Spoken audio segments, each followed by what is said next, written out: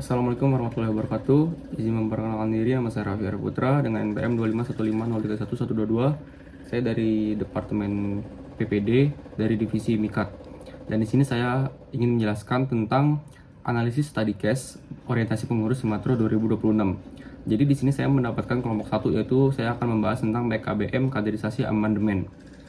Jadi di sini bisa kita lihat bahwa kita akan membahas tentang analisis study case PKBM kaderisasi Himatro. Yang pertama, poin A, yaitu identifikasi kebijakan yang terjadi. Jadi kebijakan yang dianalisis dalam study case ini adalah peraturan mahasiswa Fakultas Teknik Universitas Lampung tentang sistem kaderisasi mahasiswa yang tertuang dalam dokumen PKBM kaderisasi amandemen. Kebijakan ini berisi aturan, mekanisme, serta pedoman pelaksanaan kaderisasi di lingkungan orientasi mahasiswa Fakultas Teknik Universitas Lampung. Peraturan tersebut dibuat sebagai bentuk penguatan sistem kaderisasi agar proses pembinaan mahasiswa berjalan lebih terstruktur, edukatif, dan sesuai dengan nilai kekeluargaan serta anti kekerasan. Lalu, ada beberapa poin utama dalam kebijakan ini yang diatur dalam dokumen tersebut. Antara lain, pengertian tujuan kaderisasi, pembentukan komite kaderisasi, program dan perencanaan kaderisasi, seleksi calon kaderisasi, hak dan kewajiban, larangan, sistem pembinaan, struktur kaderisasi, pengawasan serta evaluasi, ketentuan pelanggaran dan sanksi, kewajiban mengikuti pedoman LKKM Pra-TD dan LKKM-TD, dan yang terakhir kewajiban penyusunan buku panduan kaderisasi. Untuk kebijakan-kebijakan ini dibuat dengan landasan seperti yang tertera. Lalu tujuan utama kebijakan ini adalah menciptakan sistem kaderisasi yang lebih formal, aman, dan terarah dan mampu menghasilkan mahasiswa yang memiliki kemampuan kepemimpinan, komunikasi, kerjasama, dan secara integritas. Lalu di poin B, ini yaitu dampak kebijakan terhadap organisasi mahasiswa. Jadi kebijakan sistem kaderisasi ini memiliki dampak positif maupun tantangan bagi organisasi mahasiswa. Yang pertama yaitu dampak positifnya. Jadi untuk dampak positif itu terdapat 5 poin ya. Di poin pertama itu kaderisasi menjadi lebih terstruktur. Lalu di sini maksudnya itu dengan adanya peraturan-peraturan yang jelas. Jadi organisasi mahasiswa memiliki pedoman yang pasti dalam pelaksanaan proses kaderisasi. Lalu yang kedua adalah mengurangi potensi kekerasan dan perpeloncoan. Jadi di sini arti jelasnya yaitu untuk kebijakan ini ditegaskan bahwa tidak diperkenakan adanya kontak fisik, lalu intimidasi maupun tindakan yang bertentangan dengan kode etik kampus gitu. Jadi yang C itu ada meningkatkan kualitas pembinaan mahasiswa. Jadi melalui penerapan LKKM Pra-TD dan LKKM-TD itu kaderisasi tidak hanya berisi kegiatan formalitas, tapi juga diarahkan untuk meningkatkan kemampuan berpikir kritis, komunikasi, manajemen organisasi, dan kepemimpinan. Lalu di poin D ada adanya hak dan kewajiban yang jelas. Itu mahasiswa baru diberikan hak untuk menyampaikan pendapat, menjalankan ibadah, menerima materi secara layak, dan mendapatkan toleransi izin gitu. Lalu yang E itu adanya sistem evaluasi dan pengawasan. Jadi kebijakan ini mewajibkan adanya evaluasi minimal 1 kali setelah kegiatan kaderisasi selesai dan monitoring selama proses berlangsung.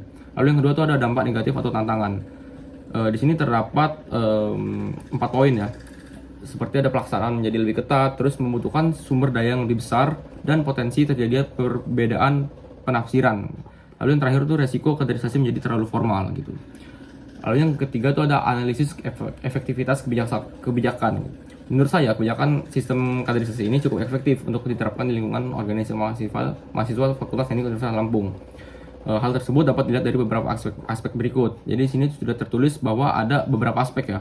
Ada 4 aspek yang masing-masing poin itu berbeda. Seperti aspek pertama itu yang pasti memiliki tujuan yang jelas. Lalu yang kedua itu memiliki dasar hukum yang kuat.